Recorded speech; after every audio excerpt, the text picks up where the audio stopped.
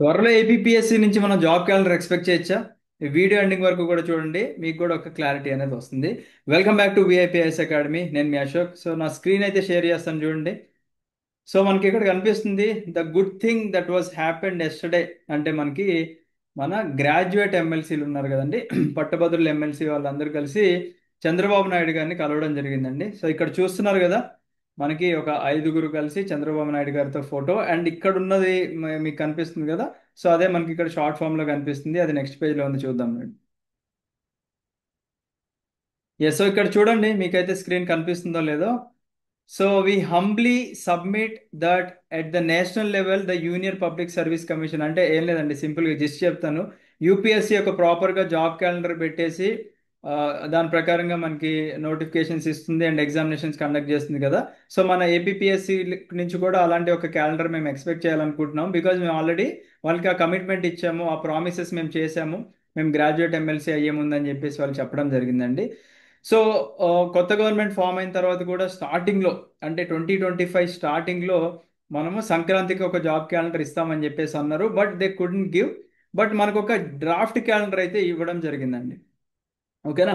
ఆ డ్రాఫ్ట్ క్యాలెండర్లో ఏం మెన్షన్ చేశారు వాళ్ళు? ఏపీ గ్రూప్ 1 ఒక 150+ పోస్టులతో ఒక గ్రూప్ 1 నోటిఫికేషన్ ఉండే అవకాశాలు ఉన్నాయి. కాకపోతే మనకి ఎస్సీ సబ్ కేటగరైజేషన్ కంప్లీట్ అవ్వాలి అని చెప్పేసి అన్నారు. అండ్ రీసెంట్ న్యూస్ మనం చూసుకున్నాం already. SC SC sub categorisation కూడా కంప్లీట్ అయ్యింది అని చెప్పేసి ఒక న్యూస్, ఆల్రెడీ వీడియో కూడా మనం చేయడం జరిగిందండి. సో అందుకే మనకి నోటిఫికేషన్లు ఏం ఆగట్లే. Already forest beat officer, assistant beat officer, forest section officer, and త్వరలో మనకి ఎండోమెంట్ నోటిఫికేషన్ రాబోతుంది, అండ్ మిగతా నోటిఫికేషన్ కూడా రాబోతున్నాయి. ఆల్దో మనకు ఒక జాబ్ క్యాలెండర్ లేనప్పటికీ కూడా ఏపీఎస్సి లేదా అదర్ బోర్డ్స్ మనకి చాలా సీరియస్గా ఉన్నాయండి. మనకి ఇమీడియట్గా నోటిఫికేషన్స్ ఇవ్వాలి అండ్ ఇమీడియట్గా కంప్లీట్ చేయాలి అనే ఆ, దాంట్లో ఉన్నారు వాళ్ళు కూడా. ఈవెన్ ఇప్పుడు వచ్చే నోటిఫికేషన్లు కూడా గ్రూప్ 1 కానివ్వండి, గ్రూప్ 2 కానివ్వండి, ఇంకే నోటిఫికేషన్లు వచ్చినా కానీ చాలా క్విక్గా కంప్లీట్ చేయాలి అనే ఆలోచనలోనే ఉన్నారండి. సో మీరు, ఇది మీకు ఒక అలర్ట్ కాల్ అనుకోండి. బికాస్ ఒక నోటిఫికేషన్ వచ్చేసి, ఫర్ ఎగ్జాంపుల్ సింపుల్ ఎగ్జామినేషన్ ఎఫ్బిఓనే తీసుకోండి, హార్డ్లీ అంత ఒక 50 days టైం కూడా లేదు. ఓకేనా. సో అలాగా మీకు జరగకుండా ఉండాలి, సిలబస్ ఇన్ టైం కంప్లీట్ చేసుకోవాలి అంటే don't wait for the notification. అందరు చేసే తప్పు మీరు చేయకండి. ఇది కాంపిటేటివ్ ఎగ్జామ్స్ అండి, this is not an academic exam, గుర్తుపెట్టుకోండి. అకాడమిక్ ఎగ్జామ్స్ అనుకోండి, మనందరం డిగ్రీలో బీటెక్లో చదివి వచ్చిన వాళ్ళం ఏం చేస్తాం? ఆ వన్ డే బ్యాటింగ్ చేయన్నా చేయొచ్చు. గట్టిగా ఒక 5 చాప్టర్లు చదువుతామండి. ఆ 5 చాప్టర్లు మనం రేపు పొద్దున్న ఎగ్జామినేషన్కి వెళ్ళి ఏదో సైడ్ హెడింగ్లు పెట్టేస్తాము, రాసేసాము, వచ్చేసాము, పాస్ అయిపోయాము, మనకు ఒక డిగ్రీ వచ్చింది. బట్ అది కాదు కదా. కాంపిటేటివ్ ఎగ్జామ్లో ఒక్కొక్క పోస్ట్కి ఎంత కాంపిటీషన్ ఉందో మీరు ఆలోచించుకోండి. ల్యాక్స్ ఆఫ్ మనకి అప్లికేషన్స్ వస్తున్నాయండి. ఓకేనా. ఒక చిన్న జాబ్ వచ్చిన, రీసెంట్గా హైకోర్టు జాబ్ కానివ్వండి, ఆల్రెడీ హైకోర్టుది నోటిఫికేషన్ నడుస్తూనే ఉంది. మనకి ఎఫ్బిఓ అసిస్టెంట్ బీట్ ఆఫీసర్ కానివ్వండి, సెక్షన్ ఆఫీసర్, తర్వాత రేంజ్ ఆఫీసర్ కూడా రావచ్చేమో.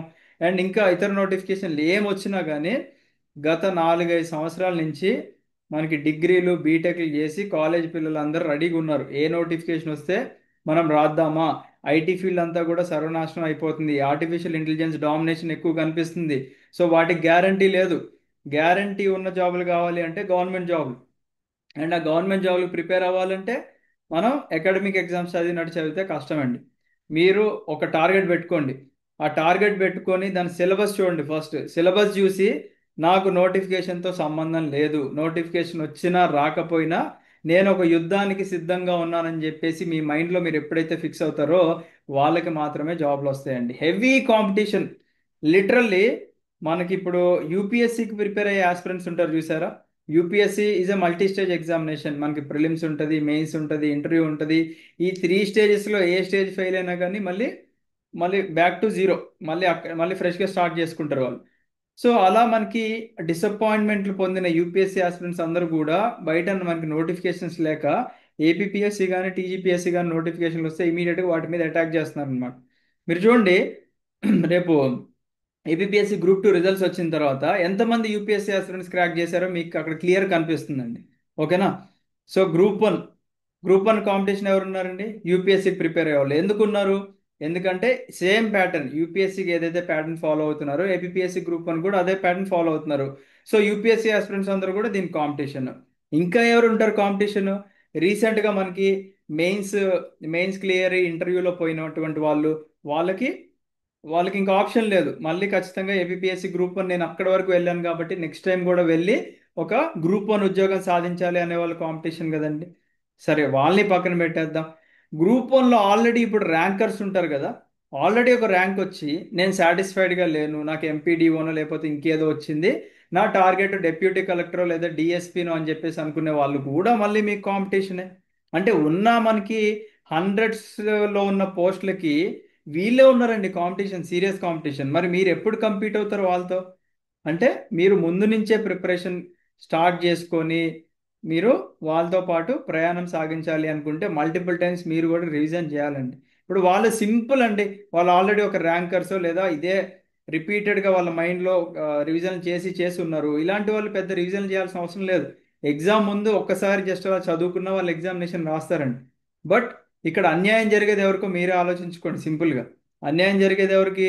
నేను నోటిఫికేషన్ వచ్చాక చదువుతాలే అనుకునే వాళ్ళందరికీ కూడా వాళ్ళ వేస్ట్ అండి, ప్రిపేర్ అయ్యి వేస్ట్ లిటరల్లీ. మీ యొక్క టైము మనీ ఎఫర్ట్స్ వేస్ట్ చేసినట్టే. అలాంటి వాళ్ళు దయచేసి మీరు ప్రిపేర్ అవ్వకండి, ఓకేనా? ఎందుకంటే మీ పేరెంట్స్కి కూడా అక్కడ మీరు మోసం చేసినట్టు అవుతుంది. పేరెంట్స్ ఎక్స్పెక్టేషన్స్ ఏముంటాయి? అమ్మో మా పిల్లోడు గ్రూప్ వన్ లాంటి ఎగ్జామినేషన్ చదువుతున్నాడు అని వాళ్ళు అనుకుంటారు. బట్ మీరు అది వేస్ట్ చదువు అని చెప్పేసి వాళ్ళకి ఎప్పుడు అర్థమైంది అంటే మీరు నోటిఫికేషన్ వచ్చాక చదివితే.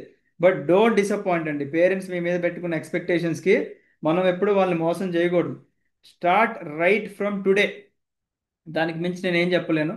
గ్రూప్ వన్ ఖచ్చితంగా నోటిఫికేషన్ ఉంది, గ్రూప్ టూ కూడా నోటిఫికేషన్ ఉంది. బట్ ఎప్పుడు వస్తుంది అనేది గ్రూప్ టూ మనం పక్కన పెట్టేస్తే మీరు ప్రిపేర్ అయి ఉండండి. ఒక 4 సబ్జెక్టులు చదివితే ఒక గవర్నమెంట్ జాబ్ వస్తుంది అంటే దానికి మించిన ఇంకేమైనా నోటిఫికేషన్ ఉందా అండి? మీరు చెప్పండి. ABPSC group two mains, prelims పక్కన పెట్టండి. ప్రిలిమ్స్ నోటిఫికేషన్ వచ్చిన తర్వాత చదివిన ABPSC group two prelims easy clear చేయొచ్చు, అది పక్కన పెట్టేసేయండి. గ్రూప్ టూ మెయిన్స్ కేవలం 4 సబ్జెక్టులు ఉన్నాయి, 75 మార్క్స్ ఈచ్.